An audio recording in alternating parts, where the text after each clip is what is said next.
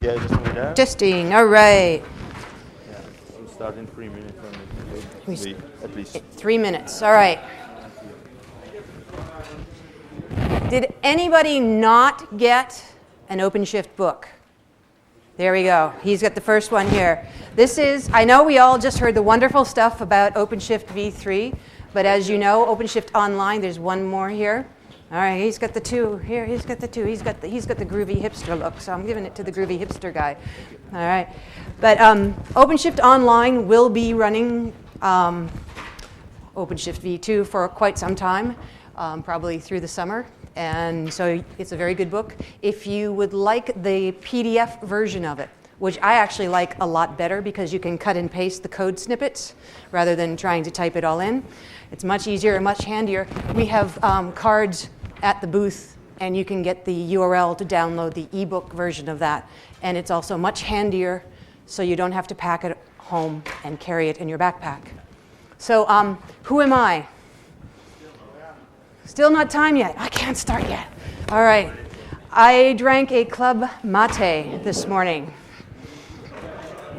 Good stuff. I love that stuff.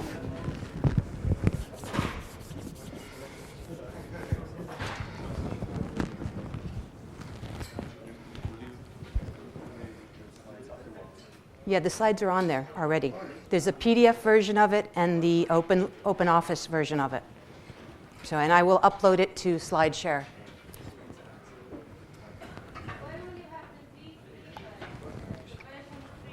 Of the book? Well, we'll talk to Steve about that. Steve's got some work cut out to do that. We'll have it in June? Seriously? From O'Reilly? You heard it here first. All right. Hold him to it. That's awesome.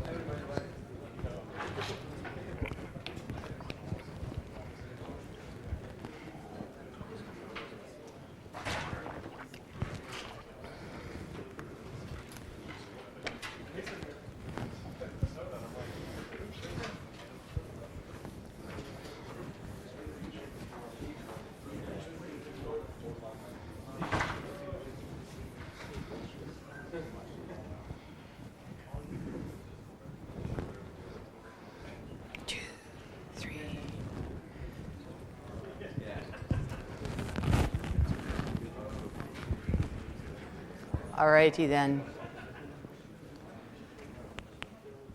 So how many of you were not in the room for the last talk? Raise your hands. Good, the video will be online, all the in-depth deep dive stuff about Kubernetes, Docker, OpenShift V3, so you can do that and watch that. I'm going to tell you how to get started and point you to stuff, and then after my talk, Grant's going to come on and give you a bit of a dance and show you a little bit more about V3. But I'm going to talk about OpenShift from a community point of view today. All right, and I will point you in all the right directions. And I look at this as the evolution of platform as a service. This is at Red Hat and in the OpenShift team, we iterate quite a lot. Technology changes quite a lot. We've learned a lot from our deployment of OpenShift Online. But things actually have changed quite a bit over the past year. And a lot of that is because of what I consider, and the way that we've been able to be very agile is because of what we do in terms of cross-community collaboration. So I'm going to talk a lot about collaboration and community and what that means. And I hope that the previous talk got you excited enough to want to participate in this wonderful cross-community collaboration. And I will get rid of the Wi-Fi, because that's going to keep popping up every time the Wi-Fi comes on. Come on in. So, now that you've heard the talk about OpenShift V2 and V3, we in the OpenShift Evangelist team like to, in V2, we were always talking about OpenShift as being the awesome sauce. But now I think, and the way that I've been describing V3 is more of the super glue, and I'll explain what I mean by that. But I thought this was great. I think it's Polish. I don't think it's in Czech, but you all know what super glue is. It's the thing that connects and glues everything together in the cloud. And I think that's a great way to think about what OpenShift is in terms of cloud deployments and what you're doing on the cloud, especially from an operations point of view. So from a Red Hat point of view, how many of you are Red Hatters? Yeah, look at all that. So, and the amazing thing to me at Red Hat, and I've been at Red Hat 2.5 years, is that Thomas Cameron once counted, and he stopped counting at like 100K of the number of open source projects and initiatives that Red Hat had some finger in, was putting resources on or working with. It's an amazing number of technologies that Red Hat has participates in and helps support. And on the cloud side, there's there's many flavors of Linux. The folks, any of the CentOS guys in the room? The CentOS and the Fedora people, the Project Atomic folks with the new lightweight OS, and of course RHEL. So, and a lot of the RDO stuff. We've done a lot of work with OpenShift. I've been to too many OpenStack summits talking about running OpenShift on OpenStack. There's lots of work going on, and there's the storage people, the CloudForms people who just open sourced and created the ManageIQ project. And I saw a Gluster T-shirt. There's lots of different things, and then there's the huge JBoss community. So all of these things work together to make a real strong cloud offering from Red Hat. And I think that's one of the things that we bring to the party. Whenever anyone talks about Red Hat, we are talking about not just an OpenStack distribution, not just a platform as a service, but we're talking about an entire ecosystem that supports, based on open source, our cloud initiative. And it's a pretty amazing thing. But I look at platform as a service as the glue for all of this. I know if you're an OpenStacker, you think OpenStack is everything. And if you're in the ManageIQ or the CloudForms, you think that's it. Or if you're in JBoss, you think XPaaS is the greatest thing. But I work on OpenShift, so I think PaaS is the glue that sticks everything together in the Red Hat cloud. And let me explain why. So OpenShift V2, even when we had our cartridges, we were always, as the community manager, I was always meeting new people from different open source projects that ran on top of the platform as a service. So we were connecting all of and up in allowing you to run, whether it was your WordPress or PHP thing, or OwnCloud or Sugar CRM or some other amazing open source project that was out there, and all of the JBoss stuff. All kinds of cool things run on top of OpenShift, and it isn't enabled by that. And all the open source projects that you need, whether it was MariaDB or MySQL or Mongo, all of those databases, all of that open source stuff was connected in and by OpenShift and enabled you to deploy your applications, whether you're using Apache or, if you know me on Twitter, you know that I'm Python DJ. That's because I'm a Python Django person, or I used to be. I gave it up for Flask and started drinking.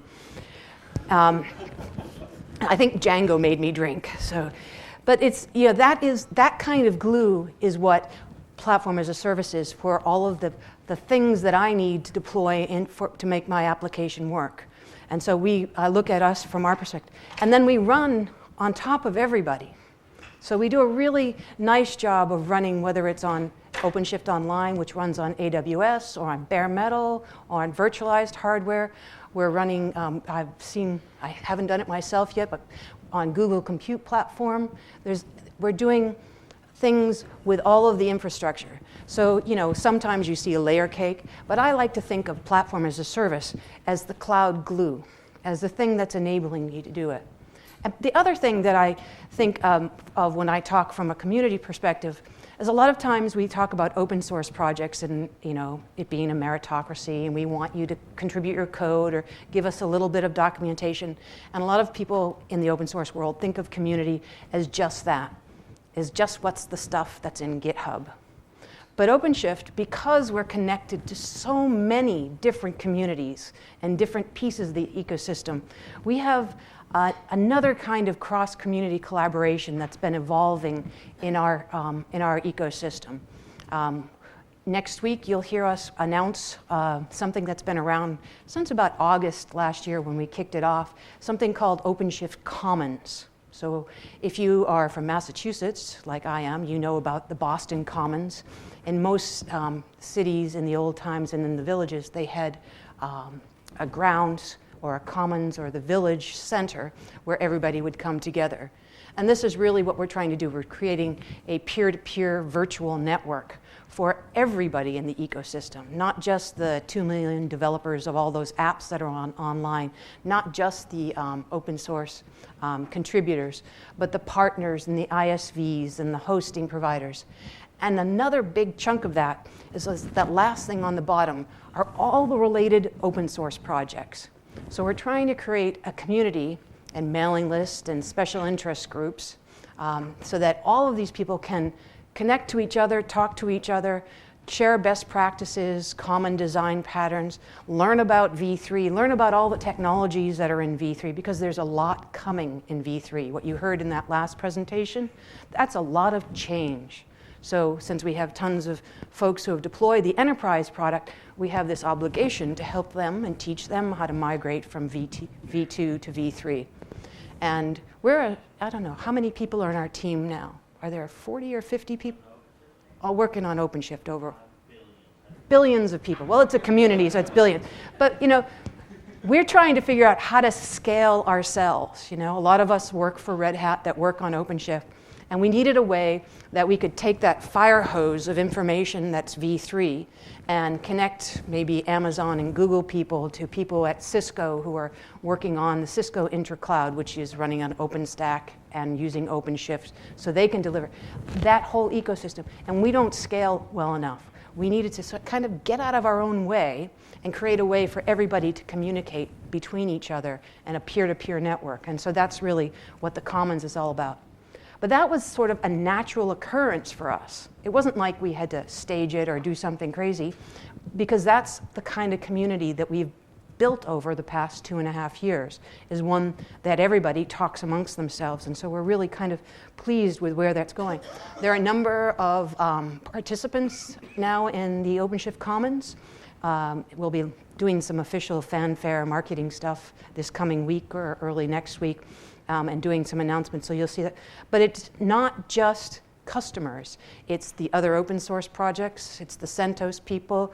It's people like Cisco, which has done some amazing work with us on V2. If you know our V2 heat templates on OpenStack, all the HA proxy work was done by and contributed back in from folks from Cisco. There's some great folks at Dell that are doing amazing work, making OpenShift V3 part of their offerings too. So there's crazy amounts of work that's coming in, and each of these people have different perspectives, and that's what we're really trying to do, is to make them connect to each other. So if you're interested in this, I'd love to have you, your organization, join as well. So as we know, there's many flavors of OpenShift Origin, so there's tons of people to connect, all the online people, all the enterprise folks, and all the Origin folks. And it's multifaceted. We've got, I think I was just at Cisco Milan, so that's why the Cisco logo's on there, but there's tons of people who are taking the open source code. There's a small startup in Brazil called GetUpCloud that took the OpenShift Origin stuff and moved it out onto AWS and made that a public offering. They do it differently than the OpenShift Online people do. They're using S3 and Cloud Formations. They have a slightly different flavor of it, and it's been very, very successful for them down there, and they're growing in leaps and bounds. So our solution really takes a lot from a lot of different aspects of our ecosystem. And we've said, some of these things were said in the last things, but I think he said, Grant allows us now to say 2.5 million applications. Last time marketing only let me say 2 million. That means there's a tremendous number of developers who are giving us feedback, and that feedback is going upstream into the Origin source code. So how many of you have developed an application on OpenShift and deployed it there? All right, have you all gotten the t-shirt? We'll make sure you get the t-shirt. The thing that I ask of you is give us your feedback. We're on Stack Overflow, we're on IRC, we're available on the mailing lists. What we need from you is What did you like about what was missing? What did you like? What would you like to see in the next one? So V2 has been really pretty successful in keeping those communications flowing. And as we move to V3, that's going to be really more important, because there's even more important, rather. So it's been a very amazing area. So I know I'm in Europe, so I have to mention that we're now available in Europe. We expanded there recently, so if you have a jurisdictional issue and you don't want to store your data in North America, you can now use the EC2 there. But I would also encourage you, if you're in an enterprise or an organization that would like to host their own, to try out OpenShift Origin or OpenShift Enterprise on your own servers, or do your own deployment of it, because it's a wonderful way. You can white label it. We don't have to have our logo on everything. You can white label it and deploy it yourself. It's really pretty simple to do right now. If you go to install.openshift.com, that's the side for the operations, the people who want to deploy it. There are all the Puppet scripts you need to do a really quick installation of OpenShift on whatever cloud you want. It'll walk you right through it. Install.openshift.com. It's great. It's V2, and we'll make sure that works for V3. The other thing is that we have now is a dedicated node service. So if you wanted to buy from us, like some of our customers do, a whole district or a whole series of nodes just dedicated to your firm. So you want OpenShift Online Ops to manage your world for you. We can do that now for you. So all of this has happened really in the past, year and a half? This is amazing growth. And all of the feedback we've gotten has been churned back into the open source project. And that's I think for me, having worked on many other open source projects, that's one of the unique value propositions for the OpenShift community, is that we have this huge public PaaS that actually is giving us tons of feedback. And so we're learning about how to scale up OpenShift and scale it up in production. We're not just pretending. We're not doing little POCs. We have a full-blown operations team working behind the scenes. So a little bit more about this cross-community collaboration. So as I mentioned in V2, the collaboration began as soon as we got out the gate 2.5 years ago.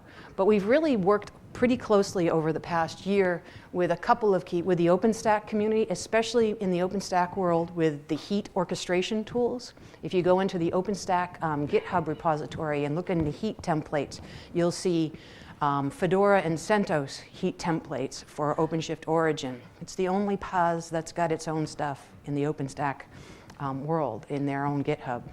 You'll find all the enterprise ones for Heat in the OpenShift GitHub repository, and those are great ways to get up and running if you're running OpenStack. How many OpenStack deployments do we have in the room? 1, 2, okay, well, go try the Heat stuff. It works, it's great. Everybody else, go to install.openshift.com. So we've done a lot of work with the Fedora community to make sure early on we were real tightly tied in with Fedora. We had a few hiccups along the way because Ruby advanced faster on Fedora than we did in terms of OpenShift. So we've kind of shifted a little bit, and then we introduced ourselves to the CentOS team, and we've been working really closely with CentOS to make sure that OpenShift runs very nicely. And a lot of us on the OpenShift team have been doing most of our testing on CentOS. And of course, we run on RHEL because that's where we love to be. So the other communities that I interact with besides Heat, the Puppet folks, if the install.openshift.com is all Puppet all the time. It's a great set of scripts, and we've worked really closely with the Puppet community. We've gone to PuppetConf and done presentations there, and they've done a lot of work helping us vet that and maintaining that. So there's been a lot of collaboration in that aspect as well. Ansible. Adam Mueller didn't get here this time, but Adam and a couple of the folks from the Ansible community did a nice, I think they call them playbooks in Ansible, a set of Ansible scripts for setting up really quickly OpenShift using Ansible. So pretty much what we've tried to do is collaborate with every community. We even have, I didn't put it down here, I should have, some chef recipes for deploying. And we didn't necessarily do that ourselves. A bunch of Red Hatters didn't do that. Folks from the Chef community, folks from our customers and our user bases, they're the ones that are collaborating with us to make those things happen. So we've been moving that. But with this, oops, I went one time too many. With this new PaaS stack that Mikhail went into depth just in the last session on, we really have changed the game in terms of how much collaboration we're doing. The other ones, it was more like around the operating system level. It was more along, installing OpenShift. Now, the collaboration has become something that's inherent in the actual OpenShift product. With the Kubernetes, working with Project Atomic, working with the Docker community. It's really been the thing that's taking us to being able to be very agile about moving to this next generation and being able to take advantage of the exponentially greater scale of orchestration of containers that working with the Google community gives us. So it requires collaboration. We couldn't build this in isolation. But we've also taken another tactic. And I call you guys, some of you are probably in the room where these are embedded resources. How many of you have seen Anderson Cooper on CNN go behind the scenes when he's up, in some war thing, and we embed a reporter or a journalist into a project so that he can report back to us and we can give feedback in. We do even more than just reporting. We have been on the OpenShift team then putting resources from our OpenShift engineering team into Docker, into Kubernetes, and vice versa. We've gotten contributions from the Google world and the Amazon world into OpenShift. So it's been a new kind of metaphor, a change in the way we do things, which I think for people like yourselves makes this an even more exciting project to work on. Because if you think about it, if you're working on OpenShift, you're working with a huge community of people. You're going to be learning about things, about Kubernetes, about Docker, about Project Atomic. You're going to learn, I think he's left the room. You might even have to learn a little SE Linux. All kinds of cool things happen under the auspices of working on OpenShift. So I would hope that this would entice you. It's an easy entryway into getting to know Docker and getting to know Kubernetes and getting to know how to orchestrate and manage applications at massive scale. So I took a look a little bit around, and there's a couple of, I took a shot a little while ago of the Kubernetes things, and I started thinking about this idea of embedded resources. And then I went over the other day to the Docker site, okay, and all these little red dots here. This is just the top contributions for the past week. And every one of those red dots is a Red Hatter, is someone from Red Hat who's actually working on, seconded to, and making contributions to the Docker project. And so I think Vincent is not in the room, is he? No, Vincent's down there, and Dan left, and Mikhail Minar, is he here? There's also a lot of Bruno guys and gals working on these projects too. So it's pretty amazing, and this is really impressive. Like when I went and counted, and I won't name the names of the other projects, they're not all Docker people. Docker doesn't actually have that big of an engineering crew. But we're the only people, Red Hat really, that's putting this much resources, embedding this much folks, because we are collaborating with the Docker community and working with them. There's a few other folks there that didn't make the top one. They were busy on other things. But Clayton, I think, has commit bits now or on that. But Clayton, and this is kind of washed out, but if you look at the Kubernetes project, Clayton's been busy working on Kubernetes. And if you look at a little closer here, I just popped that up.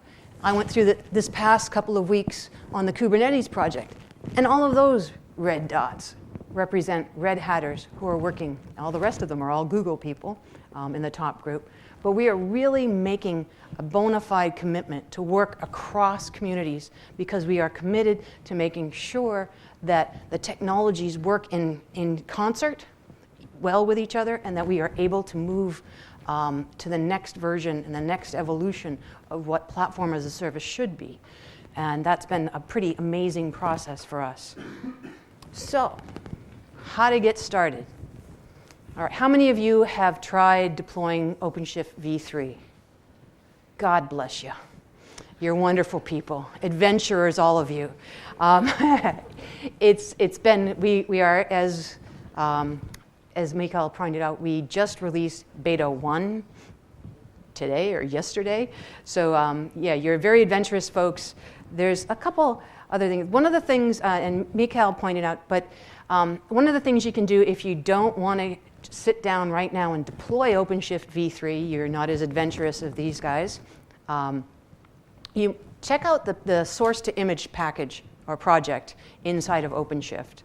It's a great way to start learning about what it takes to take your source code that's sitting in GitHub and to pack it into a Docker image that will work eventually in OpenShift V3 online someday, probably not too far distant future, but it's a great way to get involved at the very basic, and we're really looking for people to give us a lot of feedback and talk to us about that experience, because actually also in Bruno here is where a lot of the user experience for the developer is getting done.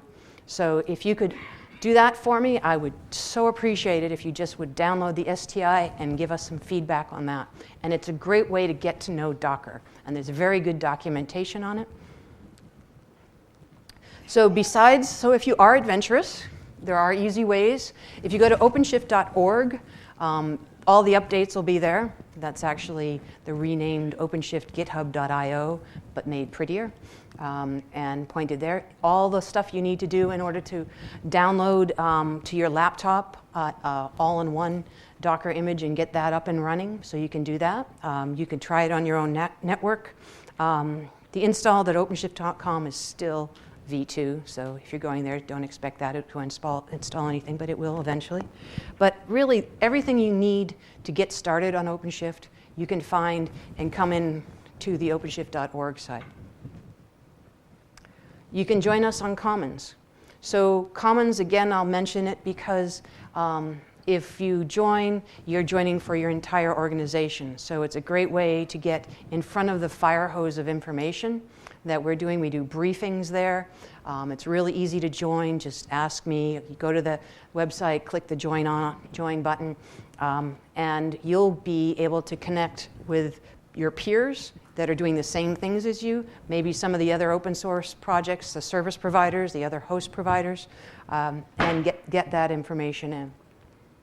So really what I'm asking y'all to do today, I'm not from North Carolina, but the next speaker will be, is to see if you want to be part of something bigger than just a PaaS. Be part of a real collaborative community. Be able to, one of the things by being involved in this particular project at Red Hat at this time is that we really are able to connect you, get you educated, get you the experience with all of these other projects too. So it's a great time to get involved.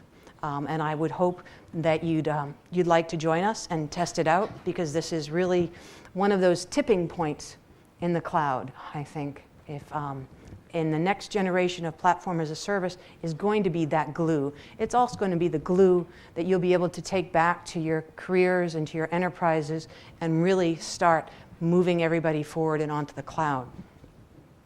So that's what I had for you today. That's not the end of my time, but that's a little bit because Mikhail talked about what Kubernetes and everything else was. So if there's any questions, I'd take them. If not, if you're in the room and you have deployed an application on OpenShift or made a pull request to OpenShift, come see me afterwards and we have some t-shirts from the Winter of Code, or if you deployed an application in the Winter of Code. But thank you for your time, and I really hope you do come and join us and join the community.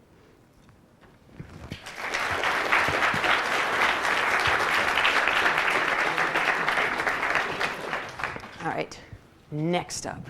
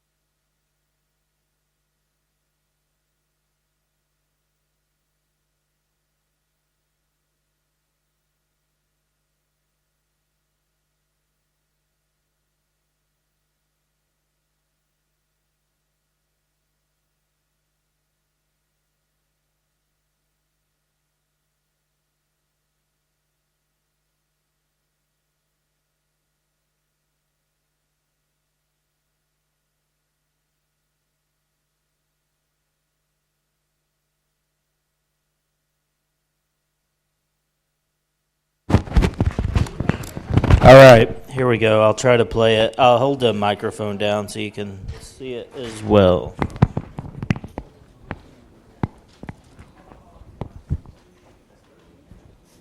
Hello everybody, this is Grant Shipley from the OpenShift team at Red Hat. As you all know, we've been hard at work on the next version of OpenShift called version 3. Version 3 is quite a bit different from the current OpenShift implementation today in that we're using both Docker and Kubernetes under the covers. If you're not familiar with Kubernetes, it's an open source project that Red Hat's collaborating with Google on. Now I have OpenShift V3 installed and running on Google Compute Engine. So I'm going to switch over to my terminal and show you a few things with OpenShift, in particular around our new scaling implementation. So right now I'm going to show you all of the servers that I have configured by running OpenShift kube list minions. As you can see, I have 3 Kubernetes minions installed and ready to hold my application code. Now the application we're going to be deploying in this sample today is called the guestbook application, which is a popular Kubernetes example application. And I have a template file that specifies how to configure and install that application based on the Docker images provided. Now this application is going to have 3 web front ends and a Redis database on the back end that's fully replicated. So let's go ahead and create this application. I'm going to say OSC apply -f4 file, and I'm going to pass in my template.json file. And that's going to go ahead and create this for us. We're going to have a front end, a Redis master, a Redis slave.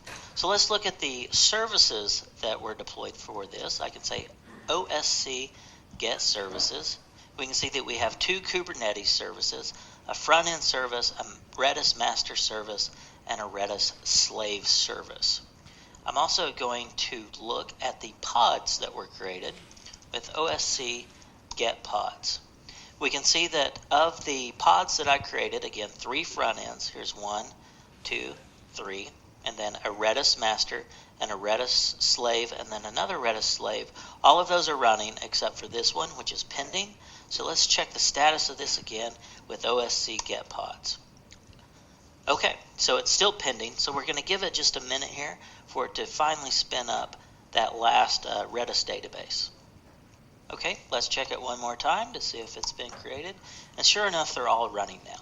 So this is great. We have 3 web front ends and a replicated Redis database on the back end, all using Docker images and orchestrated with Kubernetes. Now let's take a look at how we can scale this up to 50 web front ends. Now keep in mind, what I'm going to show you today is not going to be the end user experience, okay? So let's go ahead and create a YAML file that describes our front end. And by doing that, I'm going to do OSC get RC guestbook, and I'm going to specify that the output format I want is YAML, and I'm going to redirect that to guestbook.yaml. Okay, now we have that guestbook.yaml file. I'm going to edit that file and go down to the number of replicas. Right now we have 3 front ends. Let's change this to 50 and save that. Okay, now, like I said before, this is not going to be the end user experience. At the end of the day, developers will probably do something like OSC update guestbook 50 or 500, whatever the case may be. But today, what we need to do is apply this new YAML file to our application. So to do that, we're going to say OSC update -f guestbook.yaml to apply that change. Okay, so on the back end now, Kubernetes is orchestrating the creation of these 50 new web front ends. So let's check the status on this with a watch command. I'm going to say watch OSC get pods. Now the watch command will update every 2 seconds. You can check the time in the upper right hand corner here. So you can see that it is in real time. It's 12:56 in the morning.